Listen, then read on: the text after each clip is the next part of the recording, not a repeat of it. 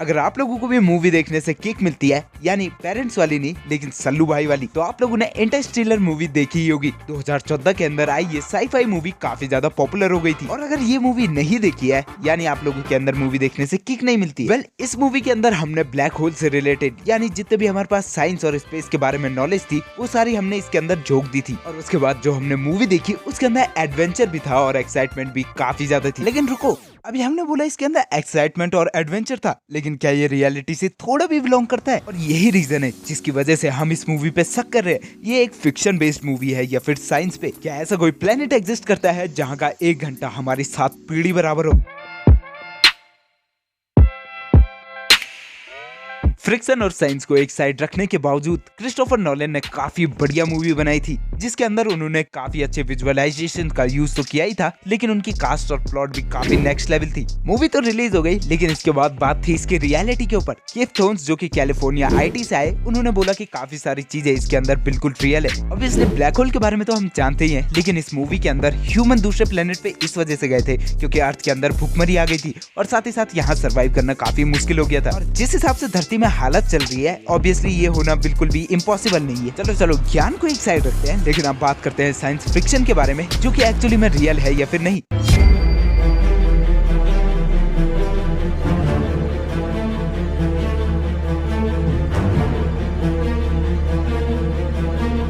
आज अदालत में सबसे पहले नंबर पे आएगा वर्म होल, जिसके बारे में हर कोई जानता ही है। एक ऐसा पैसेज जिसकी मदद से हम एक जगह से दूसरी जगह जा सकते हैं। ऐसा सोचते हो तो मेरी ये वाली वीडियो देख लो। इस मूवी के अंदर 2 एस्ट्रोनॉट मैथ्यू और साथ ही साथ एनी ने ये डिसाइड किया कि वो वर्म होल के थ्रू अलग अलग प्लेनेट में जाएंगे, और इससे पहले कि हमारे धरती से हमारे नामो निशान मिट जाए, हम लोग दूसरे प्लेनेट पे अपने हैबिटेबल जोन बना लेंगे। ऑब्वियसली वर्म होल तो पॉसिबल है ही, क्योंकि हमारी थ्योरी के हिसाब से, यानी मेरी नहीं लेकिन एल्बर्ट आइंस्टाइन की थ्योरी के हिसाब से, ये एक टनल जैसी चीज है जिसकी मदद से हम लोग स्पेस टाइम कर्व को आसानी से मोड़ सकते हैं, यानी कुल मिला के कम टाइम में ज्यादा डिस्टेंस ट्रेवल कर सकते हैं। इसके अलावा साइंटिस्ट मानते हैं ये स्फेरिकल शेप का होता है, और जो भी हमें इस मूवी के अंदर बताया गया है वो बिल्कुल एक्यूरेट है, क्योंकि रिसेंटली हमें एक वर्म होल डिटेक्ट हुआ था जो कि बिल्कुल सैटर्न के पास था। वर्म होल को अगर आप दूर से देखोगे, आप लोगों को 2 अलग अलग जगहों की आधी आधी पिक्चर दिखेगी। वेल एक वर्म होल हमें 2022 के अंदर भी डिस्कवर हुआ, तो साइंटिस्ट अब ये जानना चाहते हैं इंटरस्टेलर का वर्म होल और इस वर्म होल के अंदर क्या अंतर है। वेल आप लोगों को जान के काफी हैरानी होगी कि दोनों के दोनों वर्म होल काफी ज्यादा एक्यूरेट थे।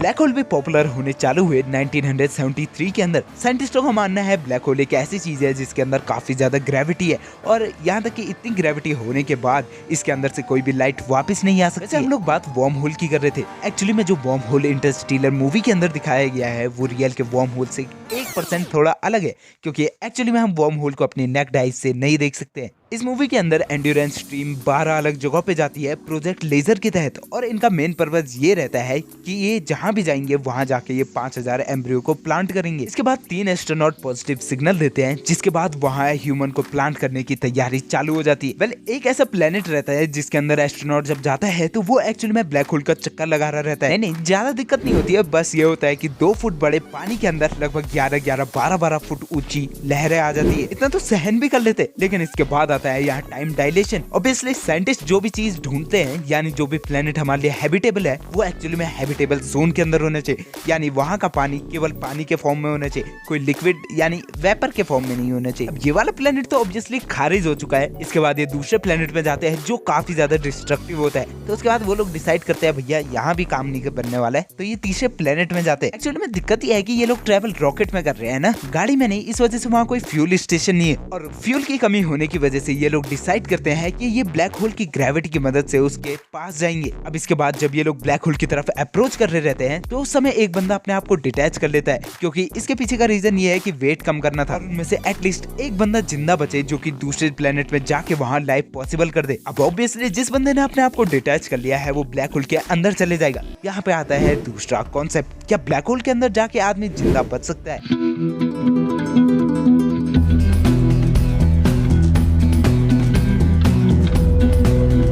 मेरी मत सुनो, अब सुननी है तो साइंस की सुनो। साइंस कहता है कि वहाँ जाके बचना बिल्कुल इम्पॉसिबल है। इसका रीजन भी काफी ज्यादा सिंपल है। एक्चुअल में ब्लैक होल के अंदर जो ग्रेविटेशनल फील्ड रहती है और साथ ही साथ इसकी ग्रेविटी वो काफी तेजी से बदलती रहती है, जिसकी वजह से कोई भी चीज जो इसके अंदर पुल होती है वो स्ट्रेच आउट हो जाती है और उसकी वजह से इसके बचने के चांसेस जीरो हो जाते हैं। लेकिन इसके बावजूद इस मूवी के अंदर इस बंदे को इस ब्लैक होल के अंदर की इसकी जर्नी को दिखाया जाता है। वैसे एक बात तो माननी पड़ेगी, इसके अंदर के ब्लैक होल को एक्चुअली रियल ब्लैक होल से कंपेयर कर सकते हो, क्योंकि ये बिल्कुल सेम दिखते हैं और इसके आसपास इसकी एक्रीशन डिस्क भी है, यानी एक ऐसी जगह जहाँ से सारा मटेरियल इस ब्लैक होल के अंदर पुल आउट हो रहा है और इसकी स्पीड इतनी तेज होती है कि इसकी वजह से वहाँ पे इलेक्ट्रोमैग्नेटिक फील्ड भी जनरेट हो जाती है और जितनी भी ये इलेक्ट्रोमैग्नेटिक वेव बनती है ये वापस घूम के इसके अंदर एक्सरे के फॉर्म में चले जाती है, जिसकी वजह से वापस इसका मास बढ़ जाता है और डेंसिटी काफी ज्यादा बढ़ जाती है और फिर से ये चालू हो जाता है अपने खाने की प्रक्रिया में। लेकिन क्या एस्ट्रोनॉट इसके रिंग के यानी इसके एक्रेशन डिस्क के आसपास घूम सकते हैं?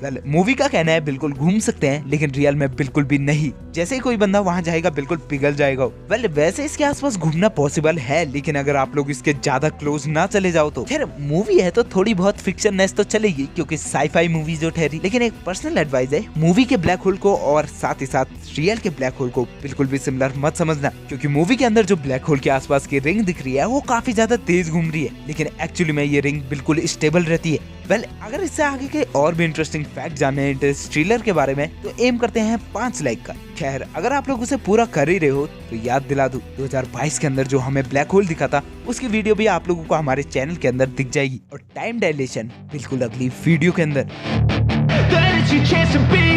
Hey kid, don't ever let them get inside your head.